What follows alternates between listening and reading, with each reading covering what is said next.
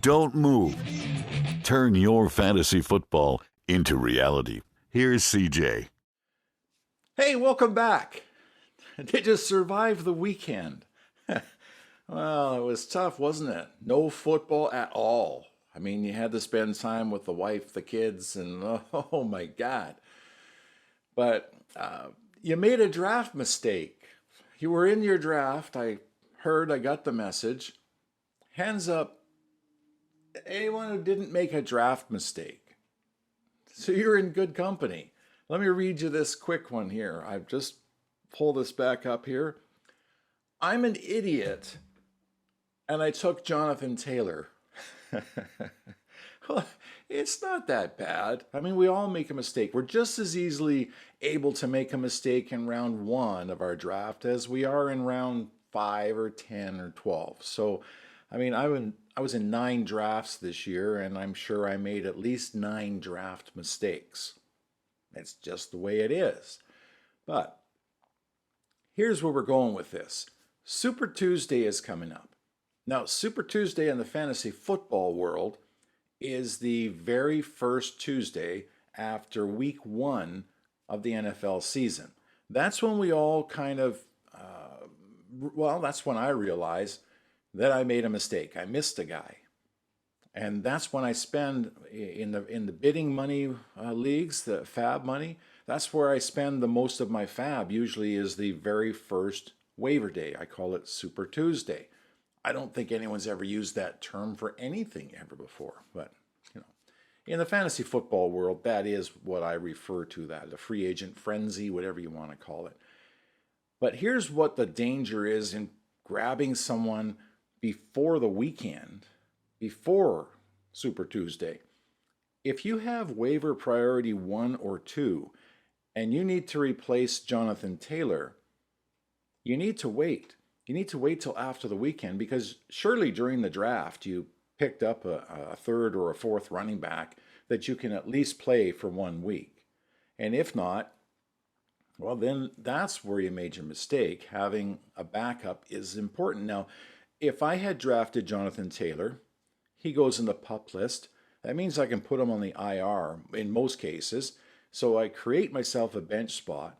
And as long as I don't have to ruin my waiver priority prior to the weekend, I'll add somebody to take his place. Otherwise, I'll just live with what I've got and see what happens over the weekend, and then I'll use my priority at that point. So if I was smart about the way I drafted, I would have Deion Jackson, Zach Moss, or I would maybe have Evan Hull on my team already.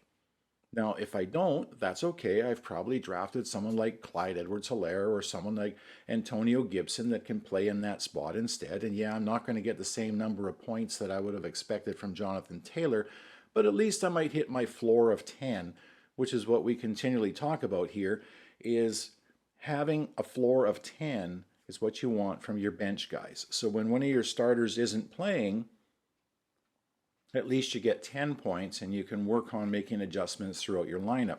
But don't start getting into, I got to get a guy before the weekend, because if you're using fab money, you're going to spend fab money on someone that may or may not work out, and you don't want to use up your waiver priorities. So you have to show some patience and, play with what you've got, because surely you've got an extra guy on your bench.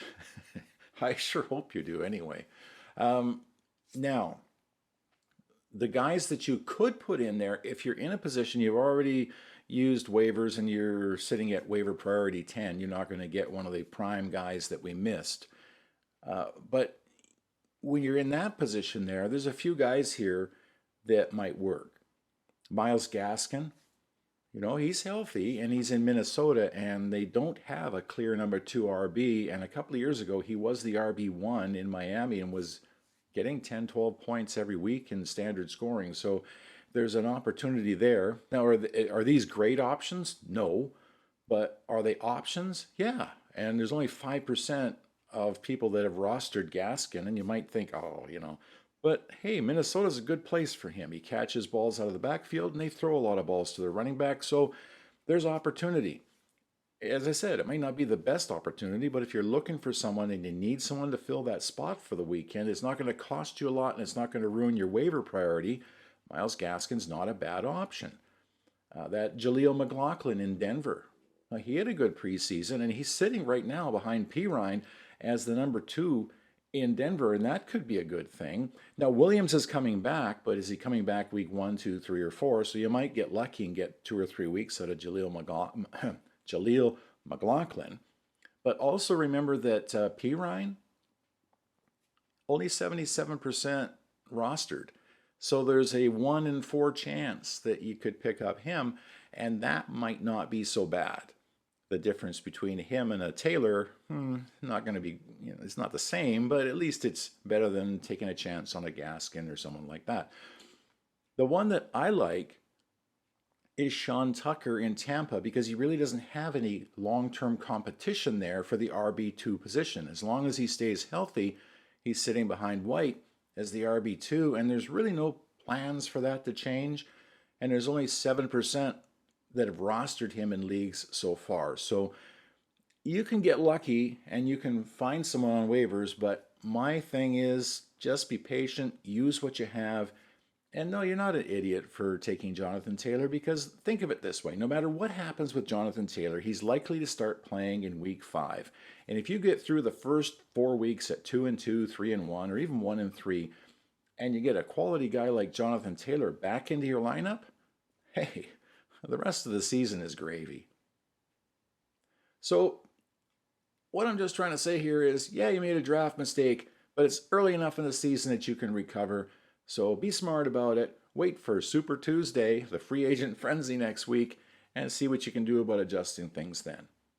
I hope you had a great Labor Day weekend, and man, I'm looking forward to week number 1.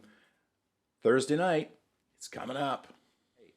Please subscribe if you haven't already. Like it. Send questions. Hey, I'm here. I got nothing else to do. I'm just an old man. That's from the Dirty Landry Experience. See you next time.